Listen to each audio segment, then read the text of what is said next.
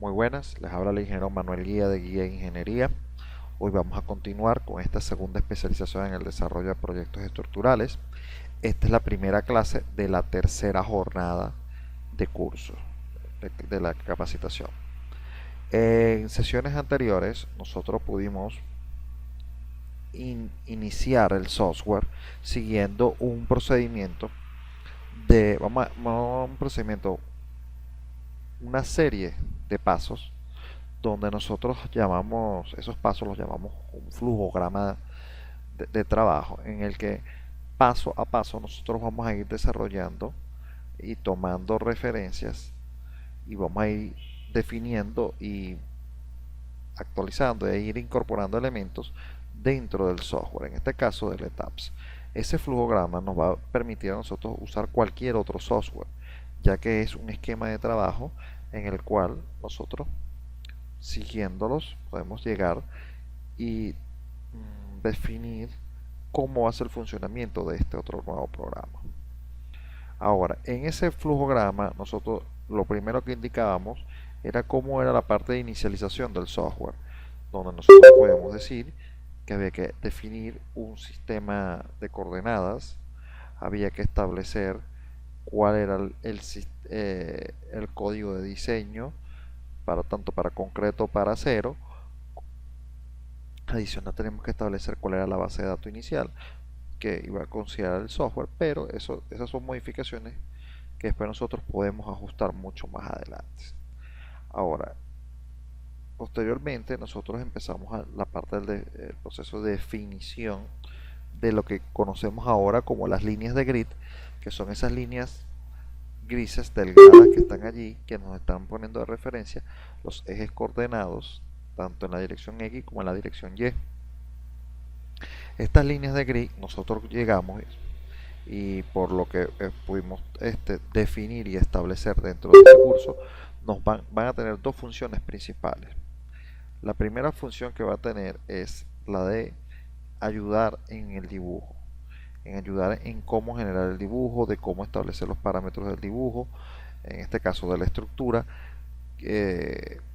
dónde van a estar las vigas, dónde van a estar colocadas las columnas. Esto es esencial para que haya un buen modelo matemático. Además, de ayudar en la parte de dibujo, la grid es el elemento de, vamos a decir, el esquema de visualización que tiene el software.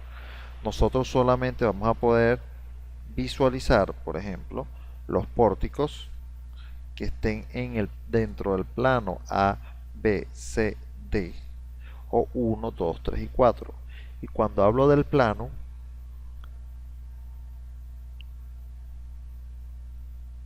es porque no solo me estoy refiriendo a lo que esté dentro de esos ejes.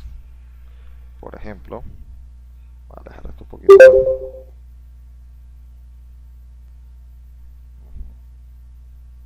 vamos a ver que el mouse está un poco sensible acá.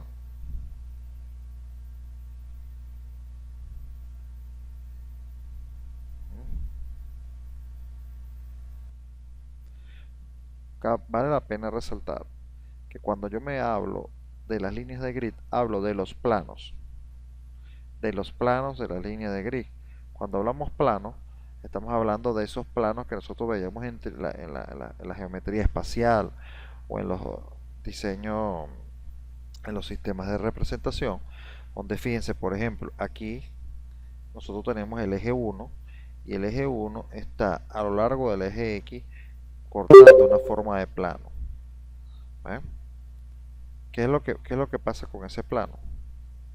Que nosotros podremos dibujar entre los ejes A, B, C, D, pero cualquier cosa que esté fuera de ese plano también va a quedar, o sea, fuera de ese rango, también va a quedar definido. ¿Qué quiero decir con esto?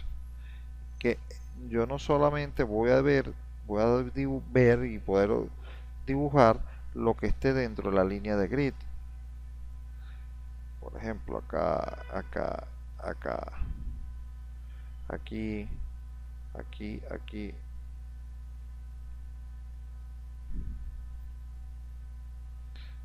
en todo esto. Esos son, por ejemplo, lo que esté dentro de las líneas de grid, lo voy a poder visualizar, lo voy a poder dibujar perfectamente. Pero también yo voy a poder hacer cosas fuera de las líneas de grid. Por ejemplo, en este caso, si yo trazara ejes que se extendieran, así estuvieran fuera del contexto de la línea de grid, yo cuando vaya a hacer la visualización de ellos, no voy a tener ningún problema porque estarían alineados con la línea de grid. Así sencillo. ¿Eh? Después me va a pasar con las líneas verticales, ocurriría lo mismo. Todo lo que esté dentro de los planos de ese eje, voy a poderlo visualizar tranquilamente en maneras de pórticos, elevaciones, etcétera. El problema va a estar cuando yo tenga elementos que estén fuera de esos planos, como cosas aquí en esta zona,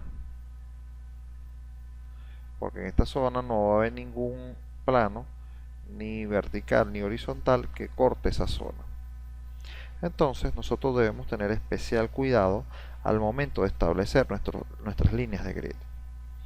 Ahora, otra cosa que tenemos que estar pendiente de las mismas líneas de grid es que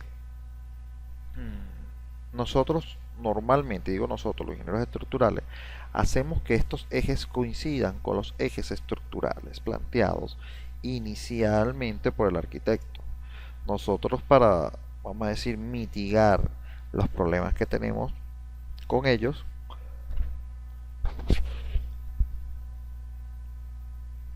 lo que hacemos es tratar de, en un primer cálculo, en una primera revisión, al menos que sea algo totalmente disparatado, nosotros de incorporarles las columnas donde ellos las tienen planteadas inicialmente. ¿Sí?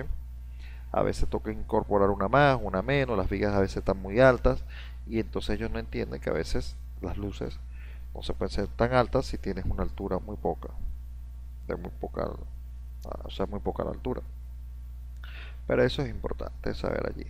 Entonces las líneas de grid siempre van a ser coincidentes, pues lo normal, lo que se acostumbra, con los ejes estructurales. Después que nosotros definimos las líneas de grid, vimos que podíamos hacer un ajuste de las unidades que vamos a trabajar en todo el modelo. ¿Esto para qué? Esto para de alguna manera disminuir o mitigar los errores humanos por modismos de unidades. Hay algunas personas que están acostumbradas a ver las secciones transversales en centímetros, otras en metros, otras en milímetros, dependiendo cuál sea el caso. Entonces, debemos hacer un ajuste de estas unidades para que nosotros no tengamos problemas de ese tipo. ¿Ven? Ahí en ese cuadrito que les estoy mostrando, fíjense que hay unas cosas que están en metros, otras que están en metro cuadrado, otras que están en centímetros, otras que están en kilogramos fuerza centímetro cuadrado, otras que están en kilogramos fuerza metro. O sea, todo eso es porque está adaptado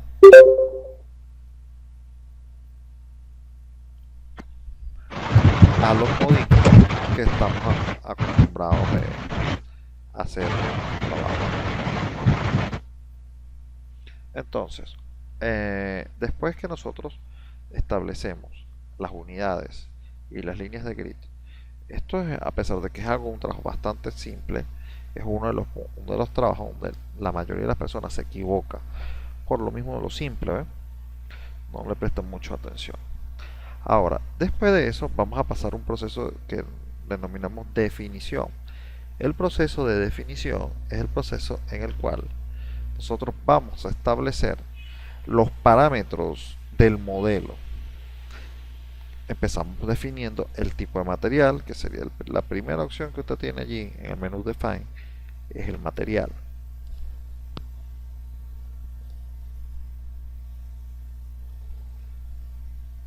Ese material nosotros en la vez pasada establecimos que vamos a hacer un concreto de 210 y vamos a establecer acero a 36, un acero a 500, ¿ves? Esos son algunos de los materiales que nosotros deberíamos utilizar en cualquier modelo. Evidentemente, dependiendo de las características del modelo, nosotros vamos a buscar establecer los elementos de acero o los elementos de concreto. O si fuese mixto, la definición de ambos tipos de material. ¿Sí? Ahora, después que nosotros definimos el material, nosotros comenzamos a definir las secciones, sección property del tipo frame. Si vamos a hacer un repaso, recordemos que vimos tres tipos de elementos: los elementos join, los elementos frame y los elementos shell. Son los tres únicos tipos de elementos con los que se trabaja en estos software.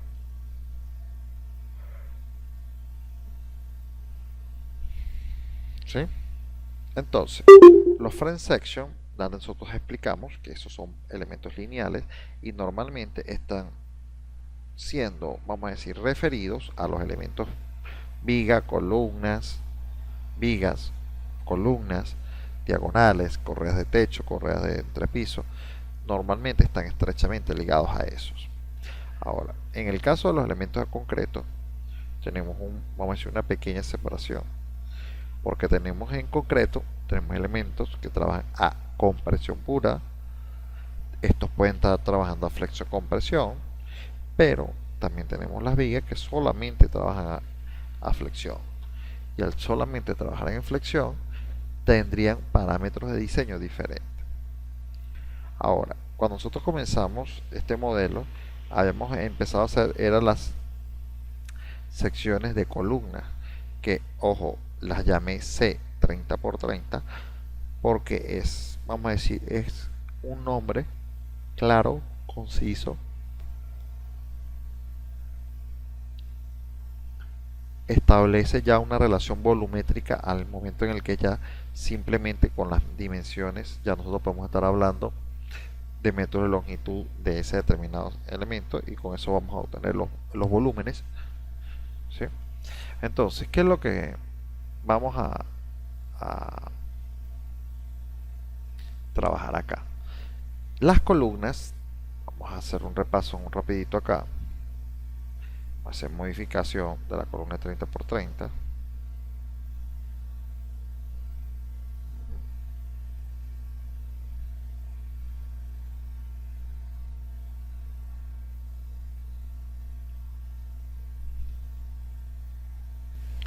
Recuerden que para definir una sección transversal, en este caso de columna, utilizamos un prefijo que nos permita establecer el tipo de elemento que estamos en este momento calculando o definiendo. Esto sería en este caso una columna de 30x30 para las dimensiones, que son el depth y el width. Estaríamos hablando del 30, que es la altura, y vamos a ver acá, sería 30 centímetros de base. ¿Eh? Entonces, ¿qué pasa? Estas son dimensiones que nosotros vamos a ir incorporando en el software, una aquí y una acá. Fíjense cómo ya trae el sistema de unidades definido para ese tipo de caso, de una dimensión de un elemento frame. Ahora, después nosotros tenemos que establecer el refuerzo, que es este botón que está aquí que dice Reinforcement, para que se active esta ventana que está acá, el Frame Section Property Reinforce Data. Esto es con el fin de, en primer caso, hay que decir al software qué es lo que estamos definiendo, si es un elemento a flexión o es un elemento a flexocompresión. Entonces, fíjense, un elemento a flexocompresión es un elemento en el cual están actuando las cargas P, las fuerzas P, los momentos en una dirección y los momentos en la otra dirección. Este caso es el más común de columnas, donde van a estar trabajando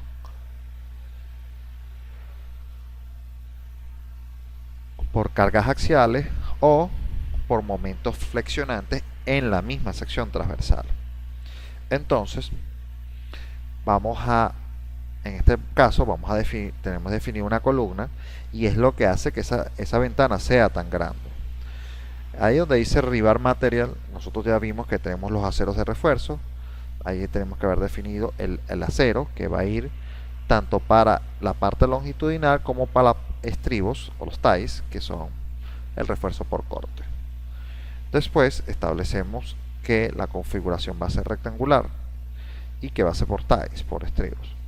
Y en una primera instancia siempre definimos que la columna sea un chequeo. ¿Por qué? Porque en la parte de abajo, con un recubrimiento de 4 centímetros, que ese es el cover que está allí, estamos colocando 3 y 3. O sea, estamos poniendo 3 barras en la cara, en la dirección 3 y en las caras de la dirección 2. Y estas tienen un acero de 1,27, una cabilla de media en las esquinas y una cabilla de media en las caras del elemento. Entonces, ¿qué vamos a concluir con este? Que nosotros debemos incorporarle al software una cantidad de acero para que él pueda calcular correctamente el diagrama de iteración de esa columna. Ahora, ese diagrama, ese acero que está allí, va a estar calculándose con el acero mínimo. Eso quiere decir que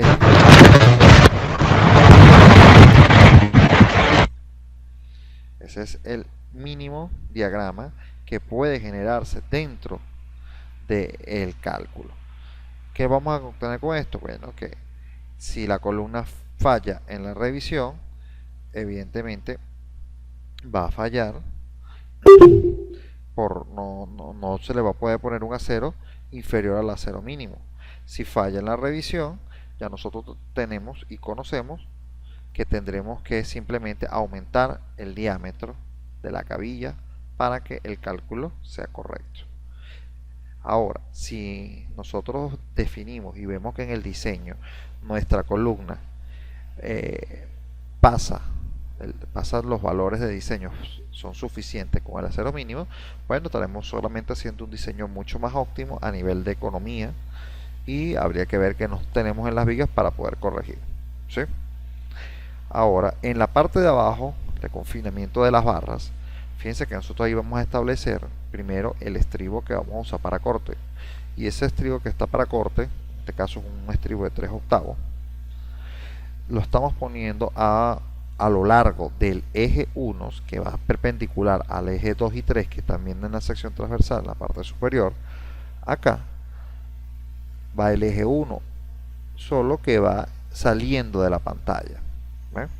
Entonces, ese eje 1 es donde estamos poniendo a cada 15 centímetros el estribo de diseño. Ahora, no hay forma de colocar las columnas, en esa columna, las zonas de confinamiento y las zonas de no confinamiento. Por eso debemos poner un confinamiento que no sea ni muy grande, con una separación muy grande, o con una separación muy pequeña. No podemos estar confinando toda la columna 10, ni tampoco la vamos a poder poner a toda 20.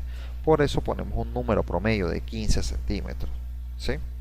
Recuerde que eso también va a depender de qué estribo cree usted que va a empezar a proyectar allí, porque si es un estribo simple, 15 centímetros de separación sería una distancia adecuada, pero si estamos hablando de estribos dobles o de 3 ramas o de 4 ramas, dependiendo del armado que tengamos, recuerden que tienen que estar pendientes que debería estar garantizándose una separación entre estribos de por lo menos unos 10 centímetros.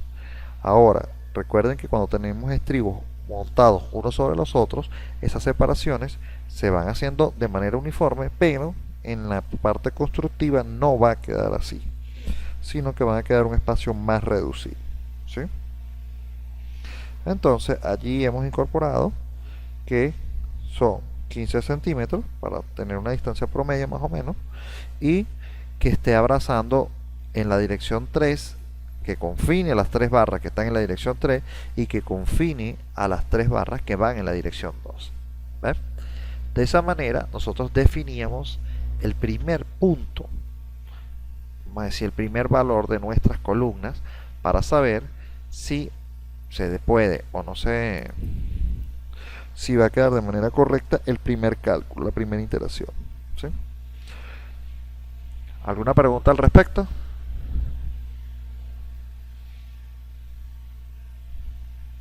Si tenemos alguna pregunta. Entonces, al yo dar OK, acá, aquí presionamos OK, OK. Ahora, esa es la forma, la parte del doble estribo. No, el doble estribo no se modela, no se modela el estribo, sino que se establece que va a haber un confinamiento en toda la barra. Vamos a hacer un dibujo por acá.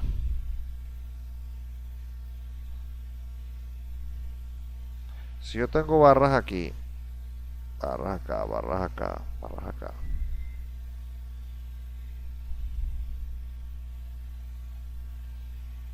aquí, aquí y aquí. Cuando yo voy a hacer el estribo, va a depender de nosotros como queramos y del cálculo. Si el cálculo establece que el estribo tiene que ser de 4 ramas, entonces usted debería hacer algo como esto. Uno aquí y el otro aquí. ¿Ven? Ahora, ¿qué es lo que sí tengo que yo decir? Por ejemplo, sería otro acá. Ahora, ¿qué es lo que tengo que yo estar consciente? Que cuando yo defino mi viga, mi columna, corrijo, y le coloco el refuerzo, yo tengo que ver que acá los números de confinamiento, entonces fíjense, este número 4 y este número 4 corresponden al número de barras abrazadas o confinadas dentro de cada cara. En la dirección 3 tengo 4, 1, 2, 3 y 4 barras confinadas, aquí un 4. En la dirección 2 tengo 4, 1, 2, 3, 4. ¿Ven? Recuerden que esta parte inferior es el número de barras confinadas en la dirección 3 y en la dirección 2. En el caso de que fuese al poner usted siempre, en mi caso particular, yo siempre pongo el mismo número de barras, lo pongo aquí. Y el mismo número de barras lo pongo aquí. Porque estaría modelando una condición mucho más, vamos a decir, ajustada a la realidad. Cuando yo vaya a llegar y vaya a hacer mis despieces, que no los he hecho todavía, yo puedo asegurarme que cumpla con el nivel de diseño 3 que me dice que por lo mínimo debería estar una barra confinada, una sin confinar. Aquí me dice, es como decir en el plano 3 y en el plano 2, exactamente. ¿Sí? Porque fíjense que dice barra in 3 deer en la dirección de 3 y 2 deer en la dirección de 2. Ese 3 y ese 2 se pueden guiar es por las imágenes de la sección transversal que está arriba. ¿Ves? Indica el 3, indica el 2, dónde van a estar. ¿Alguna pregunta? Ok. Aclara la duda que tenía por ahí, ingeniero Carlos. Ok. Vamos a borrar esto y continuamos. Entonces fíjense, de esa manera nosotros definimos la columna. El caso de las vigas es mucho más sencillo de definir, ya que la viga no necesita parámetros iniciales de diseño. Lo único que usted necesita para definir la viga es la longitud, la sección transversal, y con eso se va a calcular los diagramas de corte y los diagramas de momento. Después, eso directamente hay ecuaciones que nos va a dar el acero de refuerzo por corte o por flexión, según sea el caso, directamente de la sección. No como el caso de la columna, que necesita tener un patrón, que es lo que conocemos como diagrama de iteración. ¿Estamos claros allí? Entonces, voy a agregar una nueva propiedad, add new properties. En este caso, voy a agregar una sección también de concreto, rectangular, que si no mal recuerdo, las que tengo debo tener en la lista. Recuerden mi recomendación, cuando vayan a trabajar en este tipo de proyectos, haga una lista de los elementos que usted cree que va a utilizar para que posteriormente en el proceso de trabajo sea mucho más eficiente. En este caso, creo, si no mal recuerdo, creo que estamos hablando de vigas de 30 por 50, 35 por 50, 40 por 50 y 45 por 50. Si no mal recuerdo, creo que esas eran las listas. De todas formas, ustedes pueden chequear con sus apuntes y los videos anteriores. Voy a establecer, por ejemplo, la primera viga de concreto. La voy a llamar viga B de 30 por 50. Recuerden que esas dimensiones no salen por arte de magia.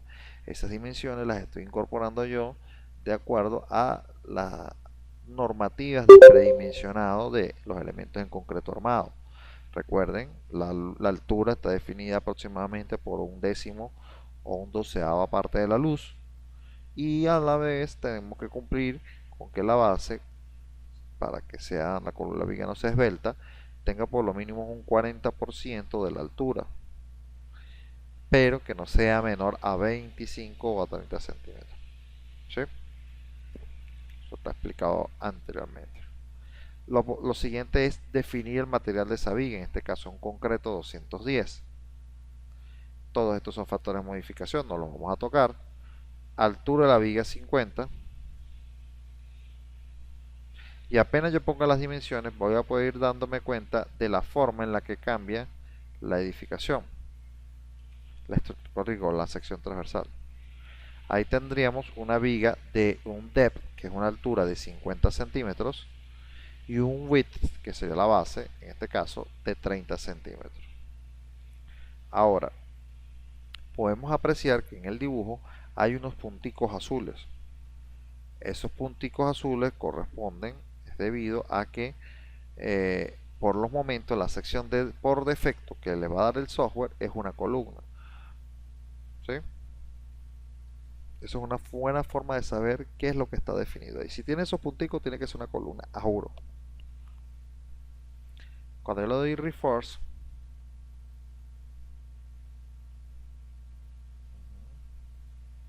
vamos a poner aquí una CP ruta. De aquí me agarraron para acá. De aquí salgo para acá. Y de aquí nuevamente salgo para acá. Procedimiento. Eso es de este botón, el Reinforcement.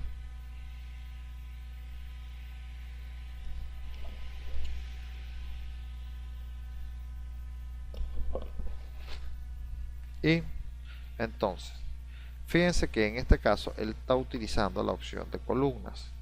Nosotros vamos a utilizar la opción de viga. Entonces, fíjense, ya después que nosotros hemos establecido, dar clic en el Reforce, y vemos que lo que voy a definir no es una columna, sino una viga. Al hacer yo clic sobre él, se actualiza la ventana, cambia de forma, disminuye. Ahora, ¿qué vamos a obtener allí? Fíjense que ya se redujo el tamaño de la ventana y solamente ahora pide cuatro cosas. Uno, definir el tipo, en este caso viga. Después el refuerzo, en este caso es el A615 grados 60, que es lo mismo que un acero de 4200 kilos, tanto para tanto para la parte longitudinal como para los estribos. Posteriormente me pide el recubrimiento del material, tanto superior como inferior, que es donde realmente nos interesa. Y posteriormente está un cuadro que es para colocar el refuerzo debido a la ductilidad que tenga el elemento. ¿Qué quiero decir con esto? Cuando ya nosotros hagamos el primer cálculo, que es este por ejemplo, lo vamos a dejar momentáneamente todos los valores en 0, 0, 0, 0, 0, 0, 0. Entonces, posteriormente, cuando nosotros hagamos la primera corrida, ya definimos todo, cómo va a ser el elemento, ya se terminó el diseño, ya sabemos que esas son las dimensiones que va a tener y empezamos a hacer el proceso de cálculo y generación de plano. El cálculo es el cálculo que tiene que hacer para saber cuál es la cuantía de acero que va a terminar poniendo en el proyecto. ¿Y por qué digo que cuál es la que va a empezar a poner? Porque normalmente el acero que nos da los software es un acero que es ajustado al diagrama de momento. Entonces nos puede estar dando como 3,53 con 52 centímetros cuadrados de acero, y entonces eso a la final nosotros tenemos que ajustarnos a las barras que tenemos en el mercado y no podemos poner siempre esa misma cifra. Entonces hay veces que los estribos tienden a solaparse en algunos sitios, en las zonas de empalme, en las zonas de solape, ahí tiende a este, trabajar el despiece. Ahora, cuando usted ya llega y dice, no voy a poner sino una o dos cabillas o tres cabillas de número 5 o 5 octavos, como la queramos llamar, ya usted cuando empieza a sumar siempre va a quedar en el acero colocado, va a ser superior al acero requerido. Pero si esto ocurre excesivamente, ¿qué sucede? El software, el individuo empieza a perder la movilidad, ¿sí? Comienza perdiendo la movilidad porque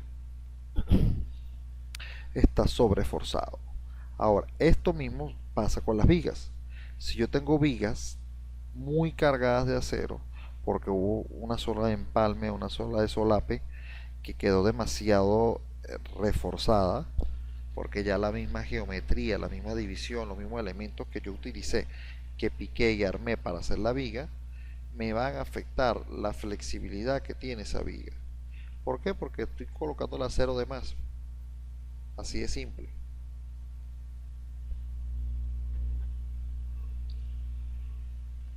Y sabiendo que esto puede generar problemas, el software nos ha incluido una forma de evaluar la ductilidad que pueda generar esa viga. Por ejemplo, si usted tiene un despiece, vamos a poner aquí un cajetín, un despiece, y esto ocurre mucho en las vigas, vamos a decir, vigas continuas de un gran tamaño. ¿Por qué? Porque los despieces no los hacen, o sea, es difícil, realmente es difícil que en las vigas de gran tamaño no tengamos en algún punto una zona de solape. Por ejemplo, este que está aquí, con uno que esté aquí y este que está acá para el superior. ¿Ven? Esta zona, que en teoría no se debería hacer porque el diagrama de momento para en las partes verticales, va a llegar a la parte negativa, aquí, este diagrama de momento que está un momento máximo, sí, pero este reforzamiento que tenemos acá se va a pasar de zona confinada a zona no a zona confinada. Eso quiere decir que va a estar todas las fuerzas que estén allí. Vamos a asegurar que va a haber una barra adicional. Ahora, ese momento, en ese instante donde usted ya decidió sobreescribir o vamos a decir o empalmarse un refuerzo bastante grande con respecto al máximo que puede tener un hombre, es cuando él empieza a buscar el ejército, ¿eh? Porque ya no puede solo. Lo mismo pasa con esta parte de la ingeniería. Ahora, ese punto que estamos viendo sería un centro que estaría afectando a dos tramos, uno que va de aquí para acá y el otro tramo que va de izquierda a derecha. ¿Ven? Entonces, ¿qué pasa? Aquí nosotros debemos hacer la revisión de dos vigas que posiblemente pueden ser que tengan el mismo tamaño, pero sus condiciones de ductilidad son diferentes. Por ejemplo, para este lado, el I sería IJ, y vamos a ver para el otro lado, también sería IJ, ella porque está en el centro, y J, que son estas J que está aquí, y J. Y ahora, entonces tendríamos que, por ejemplo, colocar aquí el primero y aquí eh, parte superior de I. En este caso, la parte superior de I va a tener una cantidad de centímetros cuadrados. Aquí, centímetros cuadrados de acero. Centímetros cuadrados de acero. Va a haber un número allí que va a ser 5, 6, 7, dependiendo del número de barras que haya puesto. Y la J, ahora fíjense que también tengo la parte superior de la J.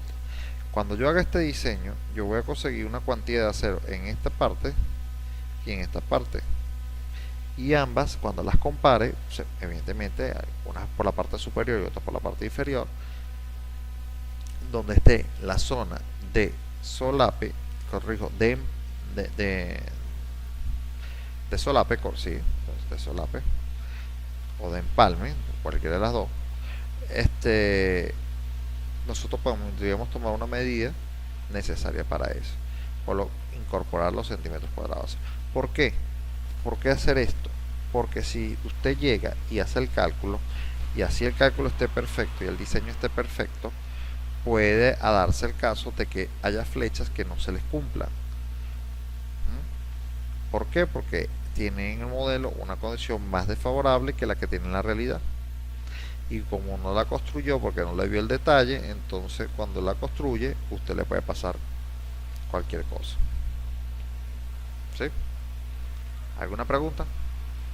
Entonces fíjense que los valores que se incluyen ahí son en los aceros de refuerzo del despiece. Corrijo, del despiece, cuando ya usted dispuso cuáles eran las cabillas que van a ir en esa zona. ¿Alguna pregunta? Vale la pena resaltar lo siguiente. Ya usted hizo un cálculo completo y tiene esa sección de viga 30×50 colocada en varios sitios. Tendrías que generar una nueva sección, por ejemplo, con poner viga 30×50 piso 1, para que tú sepas que esa piso 1 es una que tiene el ajuste del acero, que puede ir para la izquierda o puede ir para la derecha, dependiendo de cuál sea el caso. Pero debes estar pendiente que si tú le llegas y le pones la utilidad a esa viga y no aplica esa misma solución para todo el país, te va a dar problemas. ¿Todo claro?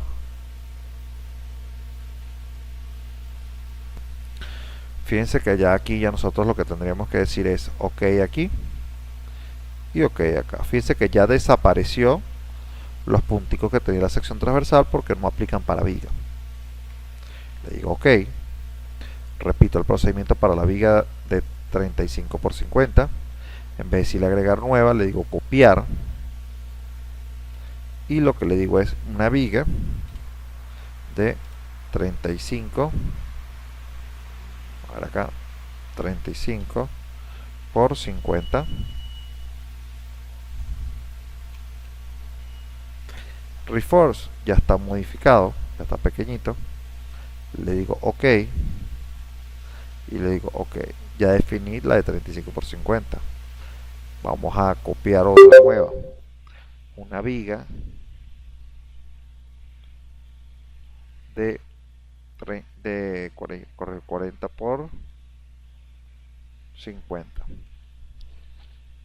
Entonces aquí ya la dimensión sería 40. Corrijo, 40. Y le digo aplicar. Faltaría una de 45×50.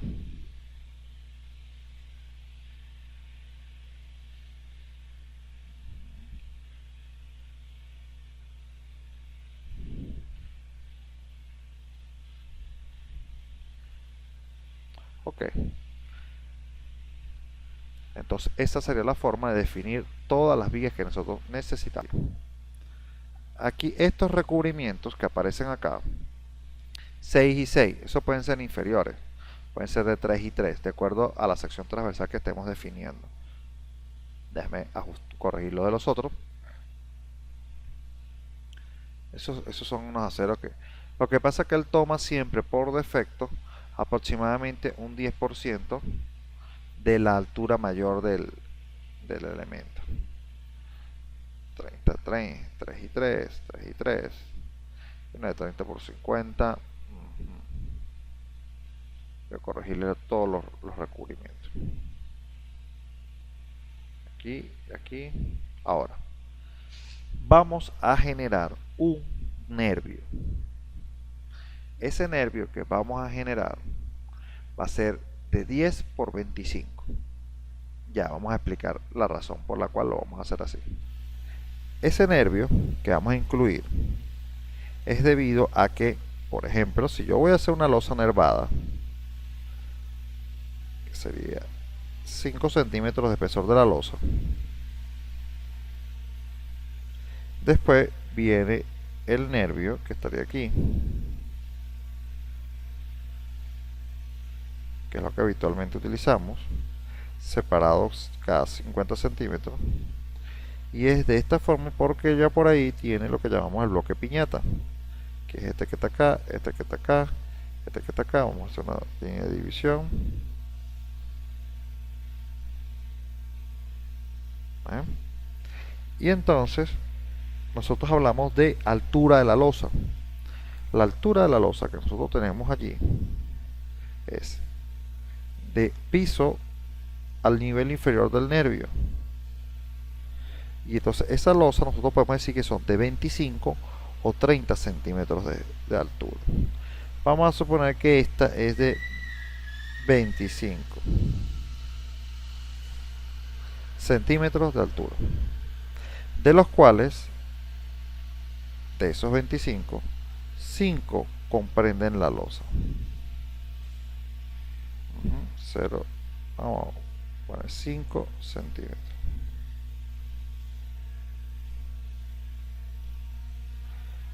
Componen la losa, los puros 5 centímetros. Ahora, ¿qué pasa?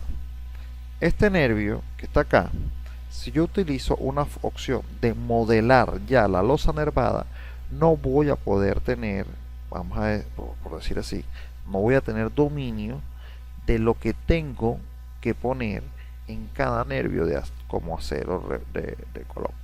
O sea, no voy a saber cuál va a ser el valor exacto que tengo que poner yo en cada nervio como cabilla, sino que el software me va a dar un nervio en general.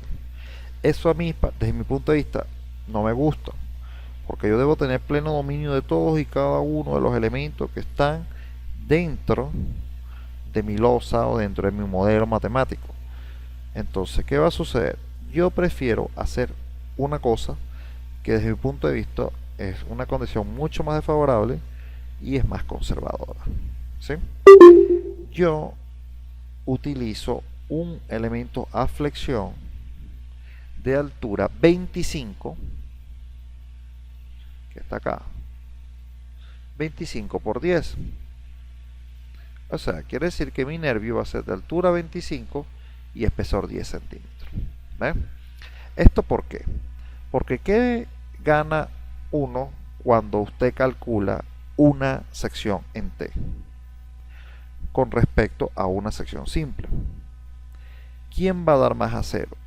Cuando usted calcula una sección de viga en T con respecto y lo compara con una en rectangular de la misma altura, ¿quién va a proporcionar la mayor cantidad de acero? ¿La viga en T o la viga en sección simple? Repito la pregunta. Si yo pongo a comparar dos vigas de la misma altura y del mismo espesor, de la misma base, solamente que una es sección en T y la otra es una sección simple, ¿cuál de esas dos da más acero? ¿La simple o la en T? ¿O la viga en T? Vamos a ver lo que me pone por acá. Hay gente que dice que la simple, otros dicen que en la T, otros que digan en T. Bueno, si quiere corroboran matemáticamente, hacen el cálculo, pero una viga simple siempre va a proporcionar mayor cantidad de acero, siempre. debido al hecho de los esfuerzos a compresión y los esfuerzos de atracción. Al yo tener en la parte superior de mi nervio mayor cantidad de elementos a compresión, eso va a hacer que la viga se colabore en sí misma a tracción. Recuerde que tracción igual a compresión. Mientras más área de compresión tenga, más menor va a ser la división que voy a tener que hacer. Eso recuerden que eso va a ser, vamos a hacer un pequeño dibujo para recordarnos. Cuando nosotros hacemos, por ejemplo, una sección en T, ¿qué es lo que va a ocurrir? Nosotros vamos a tener un diagrama más o menos como esto. Algo así, sí, así, así, vamos abajo. Acá, raca. Entonces, ¿qué pasa? Este punto, que es el punto el eje neutro, va a quedar diferente. Entonces, cuando tengamos la tracción, vamos a requerir menos acero por brazo para la aplicación de la fuerza. Entonces, eso siempre va a ocurrir. ¿Qué es lo que nosotros hacíamos cuando estábamos en la universidad? Cuando nos tocaba calcular la sección en T, nos dábamos cuenta que nos daba menor cantidad de acero y eso optimizaba el proyecto. El problema es que ahora las normas lo obligan a usted que un elemento a flexión, como por ejemplo un nervio, no debe llevar menos de una barra de media a nivel superior e inferior. ¿Sí? La norma lo obliga a que ponga por lo mínimo una cabilla de media. Entonces, si usted calcula la sección simple y le da menos de una cabilla de media, ¿para qué la vamos a calcular en T si sabemos que nos va a dar menos? Y adicionalmente a eso, nos van a obligar a que pongamos cabilla de media. Entonces, no vale la pena hacer todo el análisis, colocar todo, hacer ese trabajo, si la sección va a dar menos de media y vamos a tener que poner una cabilla de media arriba y una cabilla de media abajo. Una barra de media arriba en el nervio y una barra de media abajo. Ojo, esta vez de manera continua, todo el nervio continuo. No es que ya nada más en la zona de reforzamiento de máximo momento. No, la norma lo obliga a que esté en cualquier parte de la sección transversal haya una barra, por lo menos una barra de media. Acuérdense que eso ha venido de acuerdo a los análisis, los nuevos análisis sismorresistentes, en los que ya nosotros sabemos que las vigas, los nervios también se alteran, suben y bajan. Cambian los diagramas de momento de ellos mismos y los de corte también. Entonces, para, vamos a decir, hacer el cierre de esto, nosotros vamos a llegar y vamos a incorporar una nueva sección de viga, que la vamos a considerar como que si fuera una viga, y la vamos a llamar nervio N de 10 por 25. Cuando yo coloque la losa, van a quedar unos pequeños 5 centímetros, 5 por 10 de tamaño, que van a estar como que se estuviesen solapándose uno con respecto al otro. Pero no se preocupe por eso, porque eso es ínfimo. No, el modelo no va a sumar dos veces el mismo peso, el mismo volumen. Y con respecto al refuerzo, bueno, así los recubrimientos de 3 centímetros serían suficientes para ese nervio, tanto en la parte superior como en la parte inferior. Entonces, en conclusión, ¿qué es lo que voy a tener yo? Voy a calcular un nervio en sección simple, que lo más seguro es que tenga que ponerle una cabilla de media arriba y una cabilla de media abajo. Y entonces, eso es la forma en la que yo lo voy a ver calculado. Pero ¿cómo se va a construir? Se va a construir seguramente monolíticamente, cuando se haga el vaciado de la losa, quedando ese nervio como un nervio en T. y como queda como un nervio en T, entonces ese concreto de losa que está fusionado con el nervio, más bien me va a proporcionar un factor de seguridad al momento de las flechas. ¿Por qué? Porque las flechas que yo voy a estar obteniendo aquí, lo más seguro es que bueno, van a estar cercanas a la realidad, porque yo voy a hacer que la losa quede bien modelada. Pero este, esa losa va a trabajar por debajo de las flechas que yo voy a calcular. Aquí exacto, porque como dice aquí el ingeniero Luis Augusto, me está incorporando un momento de inercia y eso me va a ayudar a la flecha de la losa. ¿Sí? Entonces, bueno, fíjense, el proceso de definición de los elementos frame es bastante simple. Si es columna, se tiene que hacer de una forma porque se tiene que incorporar el acero mínimo. Y si es viga, simplemente generar la sección transversal. Entonces, aquí le decimos OK. Y no sé si tenemos alguna pregunta con respecto a la definición de estos elementos.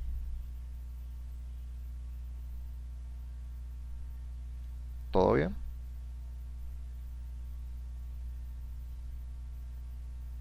Sí, en las dos direcciones se hace lo mismo. Ya el que si es en una dirección o en la otra va a depender del proceso de modelado. Eso lo vamos a ver más adelante. Entonces, fíjense, si nosotros nos apegamos al flujograma, ya nosotros hemos definido los materiales, hemos definido los elementos frame, ahora vamos a definir los elementos shell. Los elementos shell, déjenme un momento acá, voy a abrir el SAP, voy a abrir el SAP un momento, voy a decir que es un archivo nuevo, fijo mis unidades acá, se activa esta ventanita aquí, voy a decir que es una grid nada más, las medidas no me importan, porque lo que quiero es definir un parámetro de losa. Esto es el SAC 2000. Si hacen una inspección rápida, se podrán dar cuenta que tenemos elementos similares que en el ETAPS, como estas barras que están aquí. Aquí tengo más botones, pero es simplemente porque los tengo como visualización. Tengo otros similares, el ambiente es similar, dos ventanas, X, Y, A, B, C, D, más o menos, esta es más o menos la misma referencia. Pero bueno, eso no es lo que nosotros nos vamos a ver acá. Lo que voy a explicar es que los elementos de área. Déjame hacer un zoom aquí para que podamos utilizar este espacio en blanco a manera de pizarra. Cuando nosotros definimos un elemento área, va a depender de la función que vaya a cumplir ese elemento área. Los elementos de área aquí, pueden ser muy diversos. Algunos pueden estar cumpliendo funciones de losa, otros pudiesen estar cumpliendo funciones de muro, algunos pueden estar cumpliendo funciones de lonas, de tela. Entonces, dependiendo de lo que nosotros queramos hacer con ese elemento de área, simular eso, que va a depender de cuál tipo vamos a utilizar. Dentro de los elementos de área existen tres tipos de elementos fundamentales. Existe el elemento shell,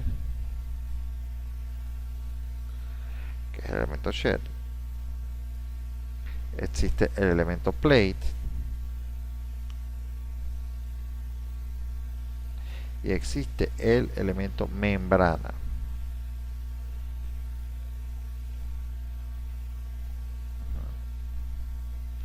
En este momento, esos tres elementos tienen una subdivisión debido a los grados de libertad que estos permiten.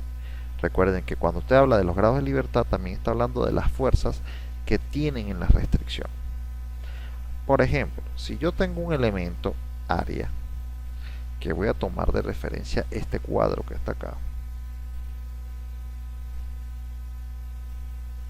ese elemento área a su vez está compuesto por dos realmente por 4 subelementos join que estarían en los vértices de este elemento. Aquí estaría un join, aquí estaría un join, aquí estaría estos joins y aquí estaría otro joins. Esos puntos que están allí son los puntos que son visibles y son elementos de conexión. Hay otros 4 puntos join que no los va a ver porque están de manera intrínseca dentro del cálculo y sería uno aquí, uno aquí, uno aquí y uno aquí. Ahora, ¿cuáles son los que a mí realmente me importan? Me importan los 4 que están en las esquinas, porque dependiendo de las condiciones que yo le ponga de apoyo, ellos se van a poder comportar de una manera u otra. Por ejemplo, voy a empezar de abajo hacia arriba, las membranas. Las membranas, por lo general, tienen un solo grado de libertad. Por lo tanto, las fuerzas que actúan, que se pueden, a las que podemos reaccionar con un elemento área tipo membrana, son de una sola componente. Repito, si por ejemplo usted tuviese una mesita dibujada y tuviera la losa que está colocada ahí arriba como tipo membrana, cuando usted le ponga carga, algún tipo de carga, ¿qué va a ocurrir? La carga P se va a dividir de forma axial a cada uno de los apoyos y cada uno va a ser un cuarto de P. O sea, quiere decir que va a haber equilibrio. Las fuerzas que suben, las que bajan van a ser iguales a las que suben. Pero ¿qué es lo que va a ocurrir en esa mesita? Que no van a aparecer diagramas de momento ni de corte en ninguna de esas vigas. No van a aparecer. ¿Por qué? Porque la membrana está pensada en que ella va a transmitir la carga en una sola dirección. Por ejemplo, si usted llega a agarrar y modela un edificio con losa membrana, los diagramas de momento le van a dar muy pequeños. Y entonces siempre los he escuchado, porque lo he escuchado en varias oportunidades, qué felicidad, me da el acero mínimo. Ah, sí, te da el acero mínimo, bueno, ¿verdad? Sí, pero lo más feliz es que estoy, que me den todas las vigas en todas las columnas, claro. Lo más seguro es que tenga un error y sea de ese tipo. ¿Estamos claros allí? Ahora, un ejemplo claro de ese tipo de comportamiento pudiese ser, por ejemplo, eso que llaman tensoestructuras. Yo no sé si las han visto, que son como unas lonas que se les incorpora unos anclajes en las esquinas. Aquí, aquí la otra y aquí la otra. Entonces, ¿qué pasa? Realmente esa tensoestructura solamente va a tener una componente, la componente en la que esté el tensor, pero esos puntos allí tienen los momentos libres, no tienen fuerza cortante, y por eso la membrana sería la herramienta adecuada para eso. Aquí me pregunté, ¿puedo elegir en qué punto se genere la reacción? Claro, cuando asignas el join, le asignas una propiedad. Y ahí le vas a decir qué quieres considerar. ¿Ven? Ahora, fíjense, esto que está acá, nosotros debemos estar al tanto, porque si no, vamos a usar un elemento área inadecuado. Ahora, los elementos shell y los elementos plate, igual que las membranas, también dependen de los grados de libertad. Los plate por lo general pueden tener 2 grados de libertad. Esos son elementos que realmente hasta ahora el único uso que le he visto y que he confirmado es, por ejemplo, el caso de que usted quisiera, por ejemplo, un túnel o que usted quisiera modelar una presa. ¿Eh? ¿Qué es lo que va a ocurrir? Nosotros solamente requeriríamos conocer las fuerzas que están acá y conocer el momento en una de las direcciones, porque vamos a suponer que se abriría este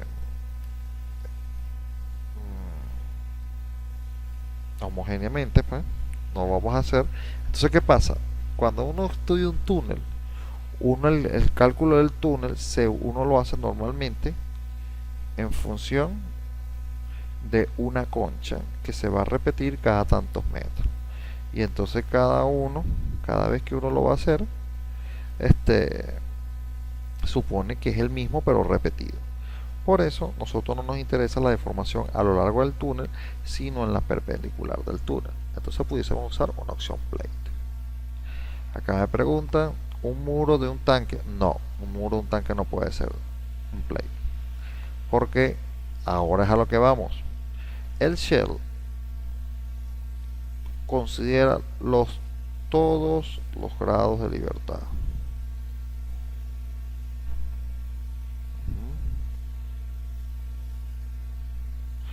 Todos los grados de libertad son considerados por el software. Eso quiere decir que si yo modelo una mesa, bueno, por ejemplo, el ejemplo del plate. Si yo modelo una mesa con un elemento plate, vamos a poner la mesita aquí.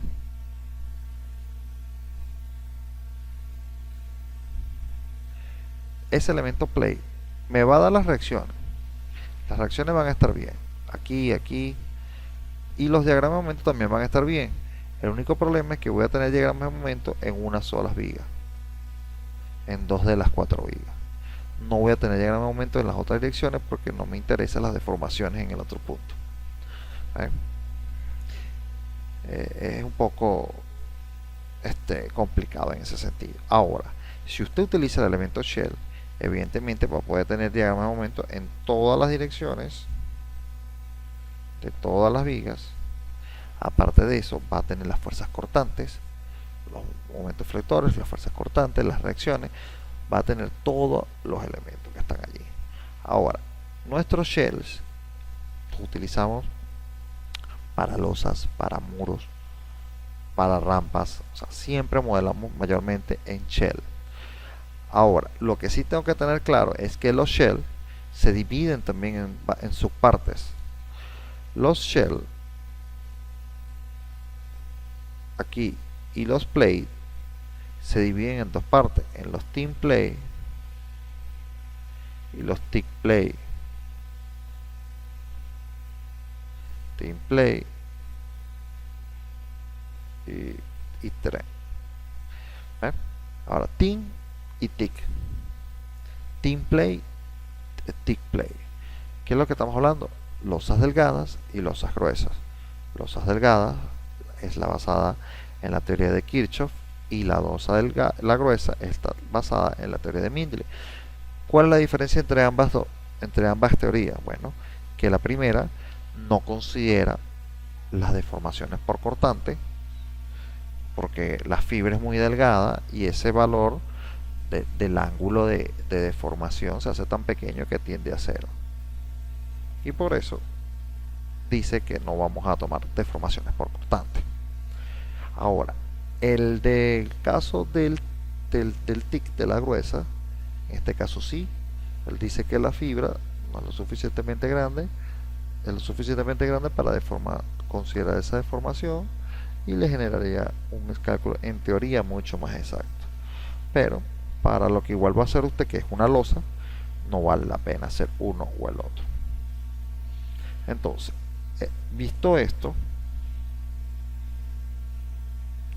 ahora fíjense, en el caso del SAP, yo voy a decirle definir section property y le voy a decir area section. Voy a hacer un elemento de área dentro del SAP.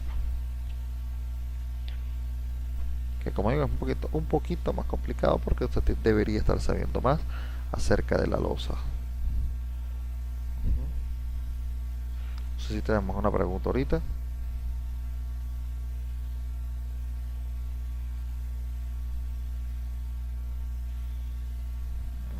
Aquí está. Area section.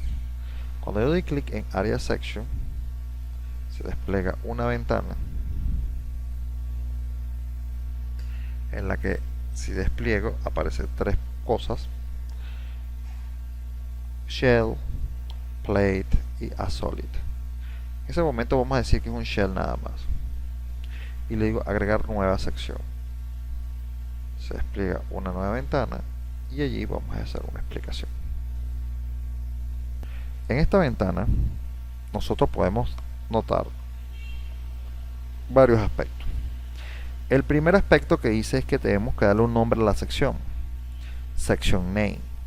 En ese caso usted puede poner, por ejemplo, decir L 5 centímetros, 10 centímetros, lo que usted quiera, pero siempre hablar referido a la losa y al espesor. Y fíjense que allí cuando me dice tipo, ahí tengo los 5 tipos de elementos. Bueno, realmente hay 6 opciones, pero 5 tipos son los que conozco. El primero, fíjense, shell, que puede ser thin o thick, delgado, grueso. Puedo tener los plate, delgado o grueso, y tengo la membrana. Son 3 opciones realmente: los shell, los plate y los membranas. Los shell layer no lineal, ustedes no van a hacer por los momentos análisis no lineales, y entonces nos olvidamos de ese elemento que está allí. ¿Está? Aquí están haciendo una pregunta. Una losa de fundación gruesa, ¿la modelaría con tipo shell, thick, porque me interesaría la fuerza cortante, o un cabezal de pilote? Miren, fíjense, en las fuerzas cortantes que están hablando, esos elementos, son las fuerzas cortantes que generan la deformación. Déjenme poner aquí un momento.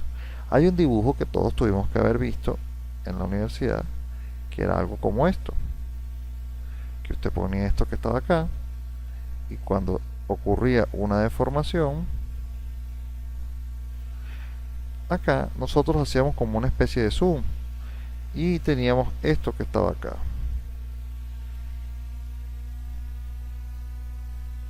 que representaba esa fibra, una de las fibras de la viga que está flectada. Aquí tendríamos compresión y aquí tendríamos tracción. Entonces, en ese preciso instante, que por lo general estaba en el medio, nosotros decíamos que este ángulo que estaba acá, porque sabíamos que ocurría una deformación en ese instante, este ángulo tendía casi a cero.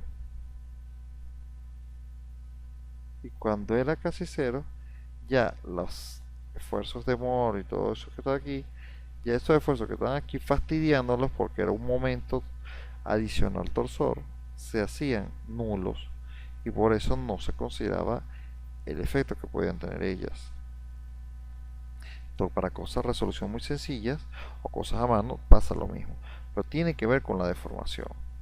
Ahora, una deformación de un pilote en la sección en la cara del pilote, del cabezal, es totalmente ínfima.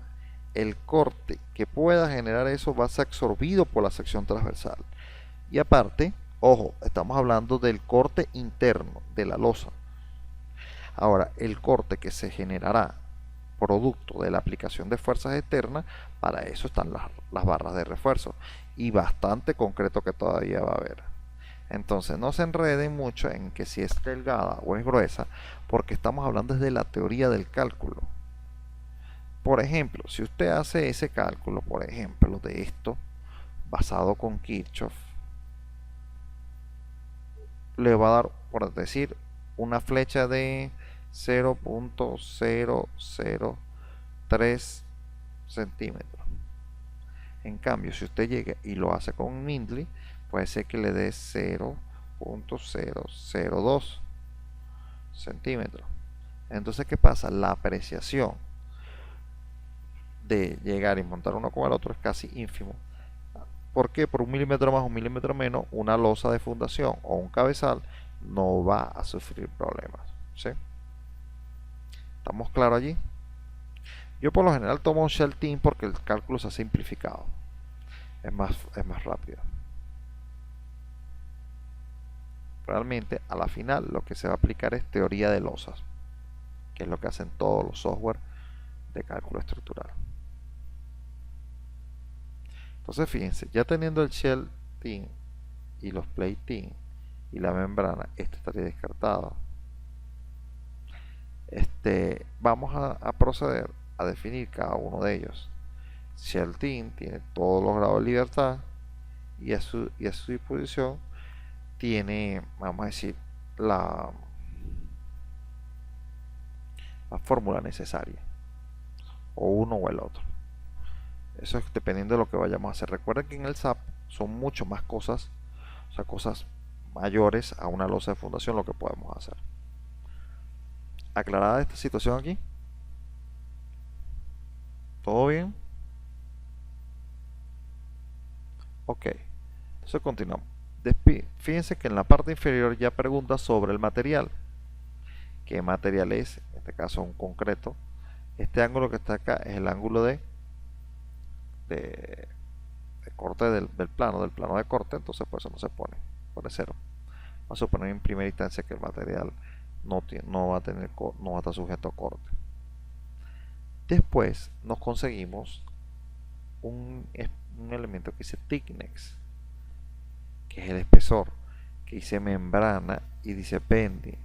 Pero esta membrana que está aquí no tiene nada que ver con la misma membrana que está acá. No es lo mismo. La membrana, fíjense que arriba dice membrane y abajo dice thickness membrane. No tiene que ver una condición de membrana, de un tipo de losa membrana, con el espesor membrana. No es lo mismo. ¿Estamos claros allí? Ya les voy a explicar por qué. Cuando hablamos de membranas de estas, estamos hablando de los elementos de un solo grado de libertad. Pero aquí, fíjense, cuando hablo de espesor, thickness, espesor, si esto va a ser una losa, por ejemplo, de 20 centímetros,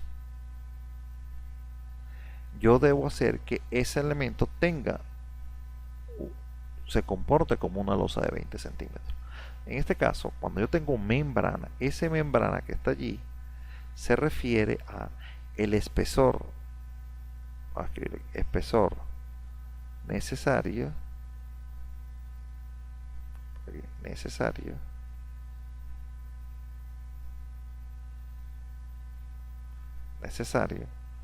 para que la losa pese como una losa de 20 centímetros. Tiene que ver con el peso. Este espesor que está acá, que lo vamos a poner de 20, es para que en el cálculo la losa de 20 centímetros que estoy definiendo pese lo que corresponde a una losa de 20 centímetros, en este caso de 4000 psi. ¿Ve? Está asociado al peso. Y el bending que está aquí abajo, que también debería poner 0.20, este espesor está asociado, necesario para, no para el peso, sino para la deformación. ¿Eh? Entonces, yo sé que en algunos cursos, algunas personas, yo no sé si ustedes ya han hecho cursos de esto, algunas personas dicen que, bueno, lo único que saben que es arriba 0.20 y abajo sería 0.20, sería el mismo valor. Ojo, no todo el tiempo es eso. Eso va a depender del trabajo que usted esté realizando. Fíjense algo, es común, es posible que, por ejemplo, usted esté realizando una evaluación de patología de una losa de 20 centímetros con flechas excesivas. Entonces usted llega a la conclusión, hey, ¿qué pasó aquí? Es una losa de 20 y se está flectando como que si fuese una losa de 5. Allí es donde entraría esta opción. Si usted quisiera hacer un análisis, por ejemplo, de una losa normal, y este ejemplo lo he puesto en clase, este ejemplo lo voy a seguir dando porque es un ejemplo de la vida real, o sea, algo que le puede ocurrir. ¿Qué ocurre? Si esto se deforma, vamos a suponer que usted lo están invitando. Mire, ingeniero, necesito que vaya y vea una losa que tengo ya que quiero ver qué puedo hacer con ella, qué forma, qué cosa, qué reparación requeriría, porque yo la veo flectada o pandeada, etcétera, lo que vaya a decir. Entonces ustedes van al sitio y se dan cuenta que efectivamente en la parte inferior de esa losa hay una flecha que se nota. que se puede ver a simple vista. Y si se puede ver a simple vista, quiere decir que es mayor a 1,5 cm. Es lo más seguro, porque ya ahí es cuando nuestros ojos se van a dar cuenta de eso. ¿Ah? Entonces, ¿qué pasa? Allí, ¿cómo haríamos nosotros para revisar? Nosotros, por lo menos, yo me iría al extremo de la columna y tomaría la altura H. Mediría la longitud entre vigas y adicional mediría el espesor de la losa para saber qué espesor tiene. Voy a suponer que esa losa es maciza y después me iría al centro, vamos a llamar esto una H total, al centro, y mediría cuánto hay del suelo al centro, y esto sería un H1. ¿Cuál va a ser mi trabajo? Voy a construir un modelo en el cual primero ya yo voy a saber, si yo hago una sección transversal de aquí, voy a hacerla por acá, una sección transversal AA de esa losa, quedaría algo como esto. Vamos a poner aquí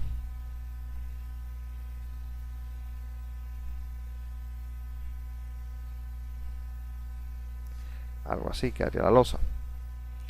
Y aquí estaría una viga, por ejemplo, no sé, dependiendo de lo que haya ahí, si es totalmente. Lo único que sí yo voy a saber es que si yo trazo un horizonte por aquí, y ya yo me di cuánto hay de aquí a la parte inferior, yo voy a poder saber con su espesor de losa de cuánto es la deformación. ¿Eh? Y allí es cuando me voy a mis tablitas que yo conozco ya de hace tiempo y digo, para una luz de 5 metros, 5 entre 400, entre 600, dependiendo de lo que sea, yo voy a poder calcular la flecha. Entonces fíjense, ¿qué puede conseguirse?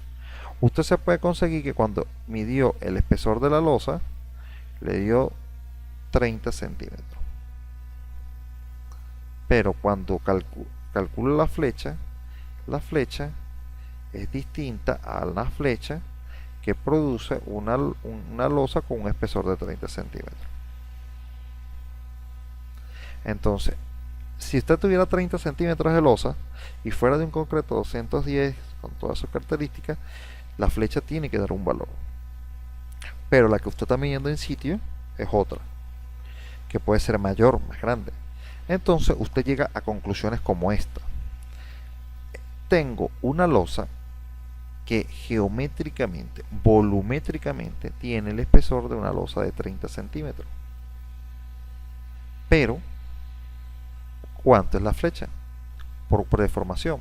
Entonces yo me vengo para atrás. Como ya yo conozco la deformación que está en sitio, puedo calcular cuál losa o cuál espesor de losa produce ese esfuerzo, esa flecha. Me doy cuenta cuando calculo al revés que para que se calculara, para que diera esa flecha, la losa necesaria tendría que ser de 15. Entonces considero aquí 0,15. ¿Ve? Entonces, ¿qué voy a construir yo? Yo voy a construir un modelo matemático con sus 4 columnas, con sus 4 vigas.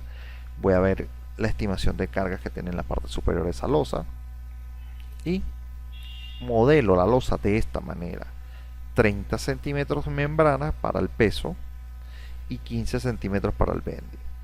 ¿Qué es lo que va a suceder? ¿Cómo valido yo mi software, mi programa?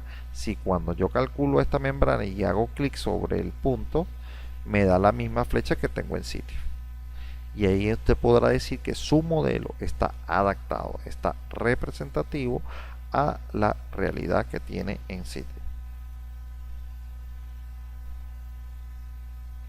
Aquí me pregunta, ¿no le puede afectar el desnivel o pendiente que pueda tener el piso para tomar la medida? Bueno, sí puede, pero tiene que trazar un horizonte. Hay muchas cosas que podemos hacer en esa losa.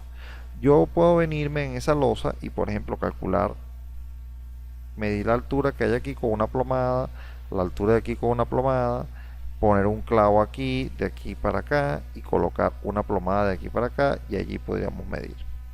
¿Sí? Eso son cosas que uno tiene que ver cómo las mide en sitio que quede lo más representativo posible. Pero fíjense que esta es opción. Ahora fíjense, si el cálculo usted llega y le da la misma flecha, usted dice, bueno, la losa es de 30 centímetros, pero se flecta como una de 15. Entonces, ¿cuál es la respuesta? Entonces la respuesta es que cuando usted haga el cálculo, usted va a calcular los momentos y con los momentos los aceros. Entonces, cuando ya usted tenga el acero, va a poder comparar con los planos de construcción. Y entonces usted dice, bueno, mira, a mí me solicita aquí este análisis para mí dice que requeriría una cabilla de media cada 15 centímetros. Y cuando usted ve en el plano, usted la ve que la hay cada 20. Entonces, ¿qué pasa? El problema de flecha de esa losa es por una insuficiencia de acero en alguna de sus capas o en las dos capas. ¿Ven? Ah, ok. Ya tendremos que ver cómo reforzar esa losa.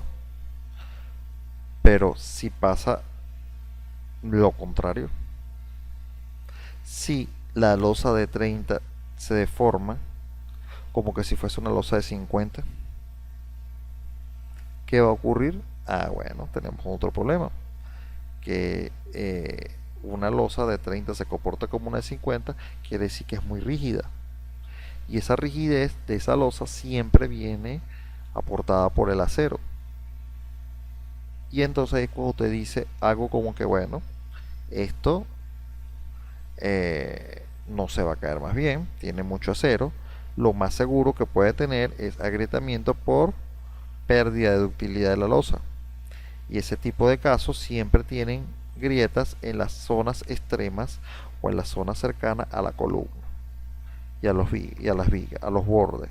Entonces, si usted en esa inspección de ese edificio, usted se acerca y ve las grietas que tienen la tendencia, hablamos de la tendencia a aparecer en los vértices de las columnas y de las vigas, entonces usted puede estar hablando de que puede haber una pérdida de utilidad de la viga, de la losa, y por eso no se deforma como debería deformarse. ¿Mm? ¿Está todo claro acá?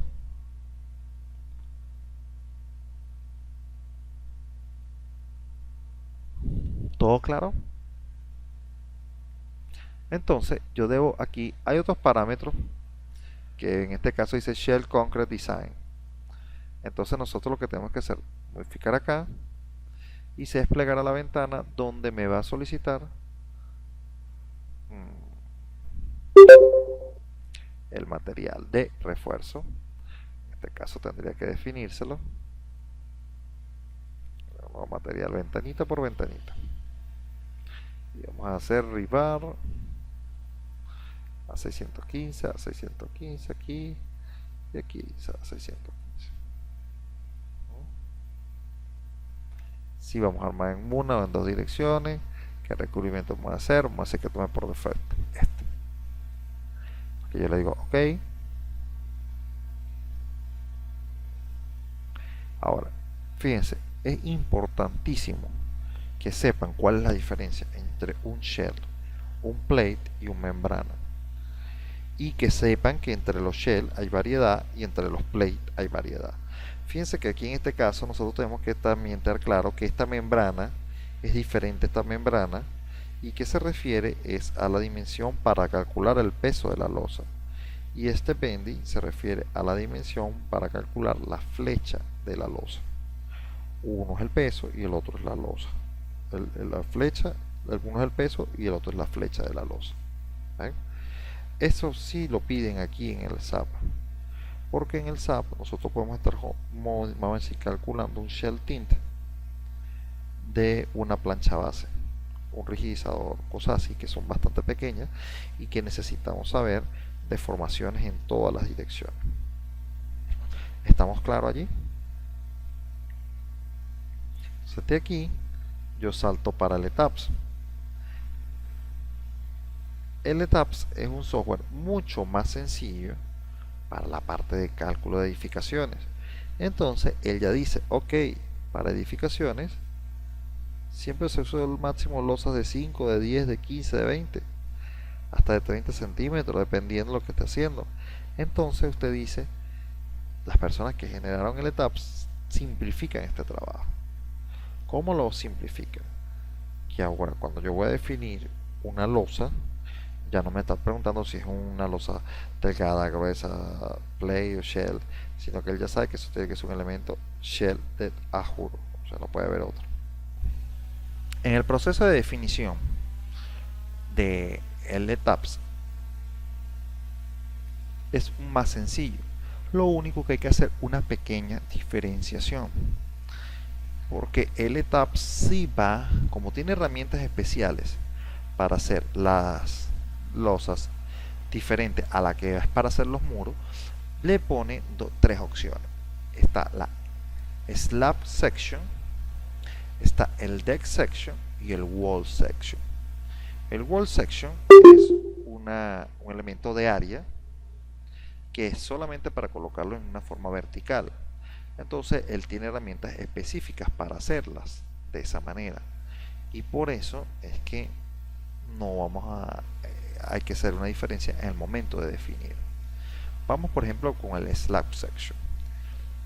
El slab section simplemente me va a estar hablando de dos elementos en particular por el momento, lo que es una placa y un slab.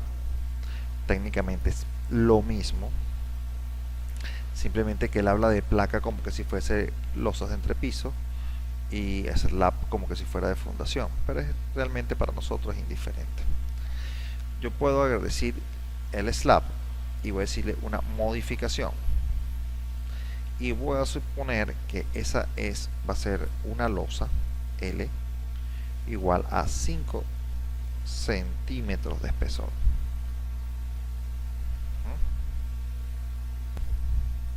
Fíjense, primero el nombre, losa de 5 centímetros. Segundo, el material, en este caso un concreto 210. Ahora fíjense, ¿está alguna observación de la losa? No tengo que poner nada. Y aquí despliego mi ventanita. Ahí fíjense que ahora solamente habla de un shell tint, un shell thick y la membrana. Ese layer que nombra allí es la parte no lineal, por eso no se metan todavía. Pero pueden ser un shell, ya sea thin o thick, porque es la losa y necesito los 3 grados, todos los grados de libertad. Si pongo membrana solamente tendré uno, entonces voy a considerar un shell thin. Todo lo demás es propiedades, colores, notas. Ahora, el tipo, ahí hay 3 opciones, bueno, 4 realmente. Está el slab, está el drop, está el rivet y está el waffle. Dependiendo de la opción que usted utilice, marque. Hay veces que se les va a activar ventanitas adicionales. Por ejemplo, este rivet es para hacer como losas ya nervadas. Es una losa compuesta, no se va a hacer como la individual que vamos a hacer, sino simplemente ya incluye todos los nervios. Y además tenemos una que es wafflet. La wafflet, fíjense que habla de ejes 1 y 2. Están ya hablando de unas losas como losas reticulares, estaríamos hablando también de losas de casetones, o sea que estén nervada en 2 direcciones. Pero yo no acostumbro usar ninguna de esas opciones, siempre lo hago de manera particularizada. Por nosotros en el momento vamos a usar un slab donde el espesor simplemente van a ser 5 centímetros. 5. ¿Ven? No tengo que estar diciendo si es una opción para, vamos a decir, flecha o para peso, como en el SAP. No quiere decir que no pudiese hacer el trabajo que puede hacer con el SAP. Si me tocase y tengo el ETAPS a la mano, yo puedo utilizar factores de modificación. Los factores de modificación acá, y considerar que los bending van a ser menores a 1. Pero eso ya tiene que ser Este, por ejemplo, decir que la losa de 20 se me comporta como una losa de 10. Entonces, ¿qué quiero decir? Que los factores de modificación de, de la parte de flecha, de bending, que es de deformación de la losa, no tomar el 100%, sino tomar el 50%. Eso es una modificación que también puedo hacer a partir de los, las propiedades dentro de la matriz de rigidez de este elemento losa. ¿Sí? Bueno, aquí sería ok. Y de esa manera defino una losa de 5 centímetros de concreto. De esa manera tan sencilla. Simplemente, si es de 20, la hago de 20. Si es de 30, la hago de 30. No tengo que hacer muchas cosas. ¿Sí? Hay unos elementos que, por ejemplo, yo agarro esta placa un momento y le voy a decir una modificación. Fíjense, al principio tomé el que decía slab. Y ahora fíjense que tomo el que dice placa. Pero la placa, fíjense que tiene algo para decir si la distribución de la carga va a ir en una dirección o en dos direcciones. Prácticamente es lo mismo si es un shell. Ya nada más cuando yo llegue y le diga aquí que no es placa, sino vamos a hacer que es una zapata. Vamos a ponerle zapata de 30 centímetros, por ejemplo. Entonces fíjense, yo el concreto 210, le digo que es un shell thin igualito y le especifico que es un slab de 30 centímetros. Y de esa forma haría exactamente lo mismo.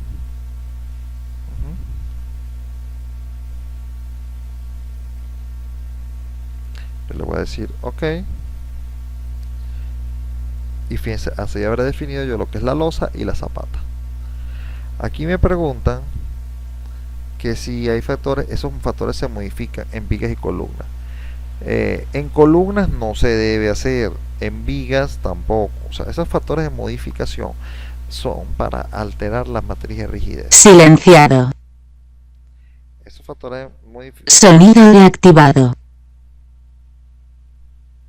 Continúa entonces. Los factores de modificación son delicados al momento de tocarlos.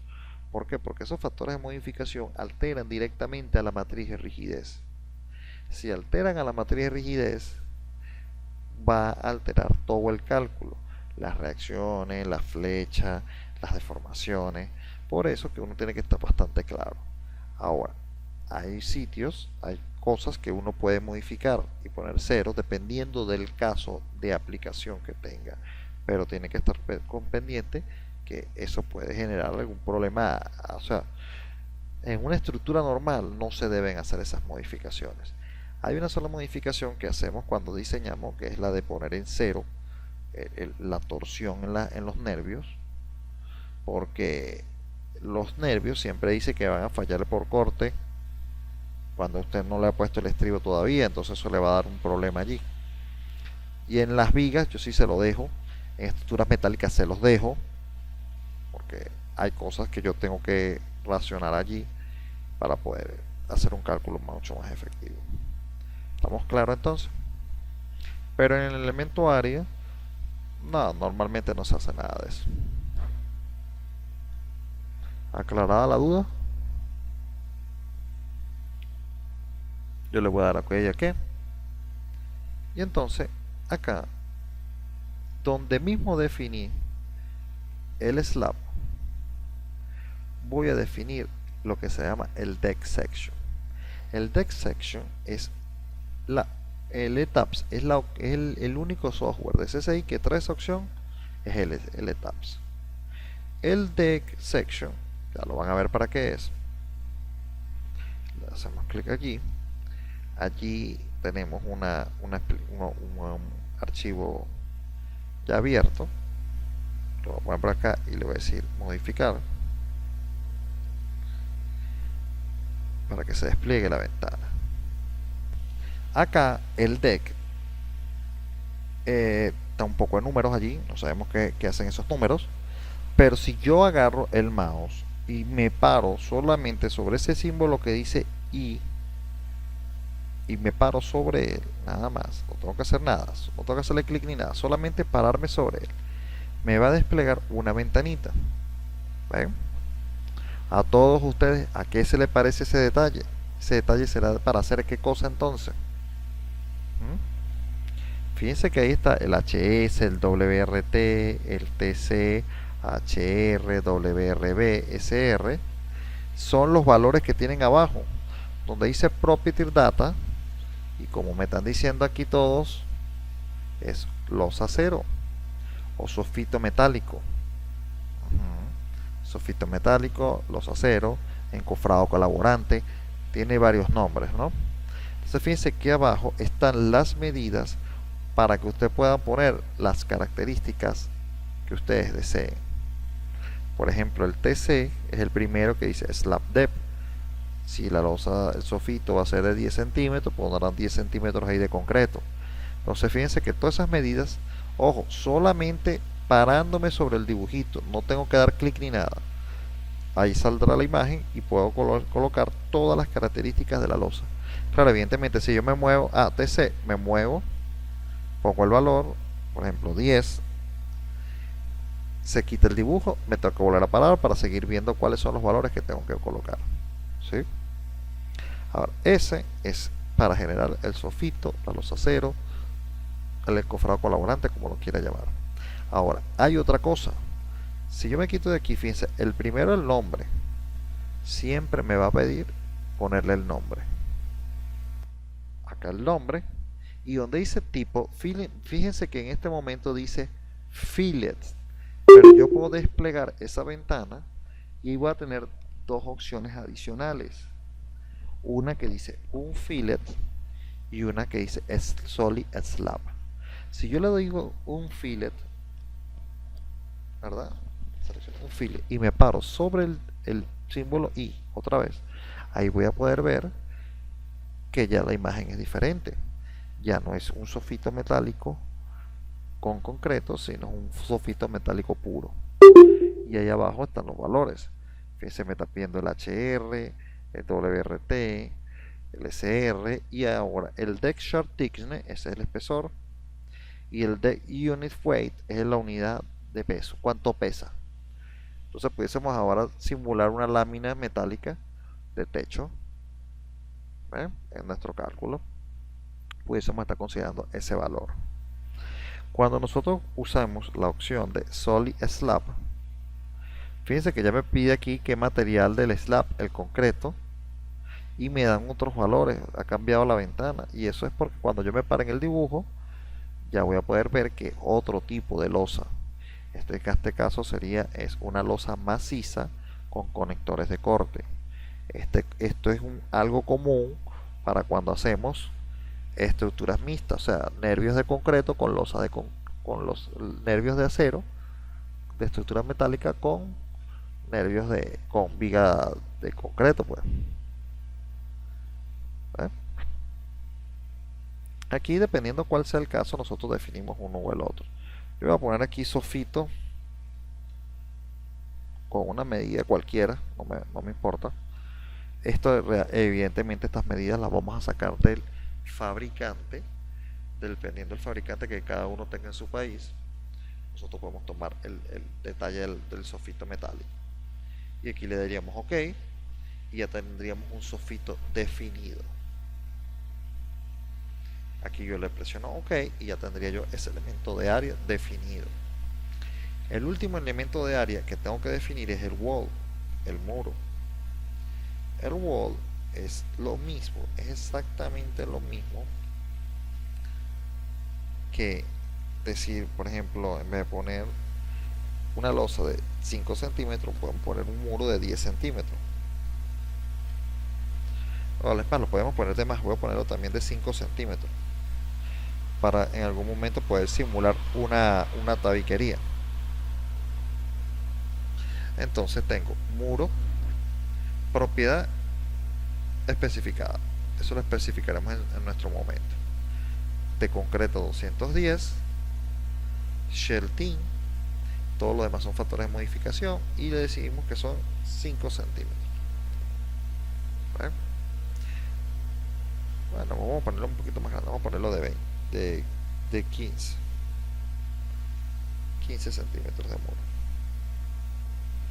Eso más adelante lo vamos a utilizar. Los estoy definiendo ahorita porque posiblemente más adelante los utilicemos. Entonces de esta manera yo le digo aquí OK y OK. Y con eso hemos definido todos los elementos que voy a dibujar. Definí todas las secciones frame, columnas y vigas y nervios, y ahora definí todos los elementos de área de losetas, zapatas, sofitos metálicos, y adicionalmente definí un muro. ¿Ven? Entonces no sé si tenemos alguna pregunta con respecto a esto.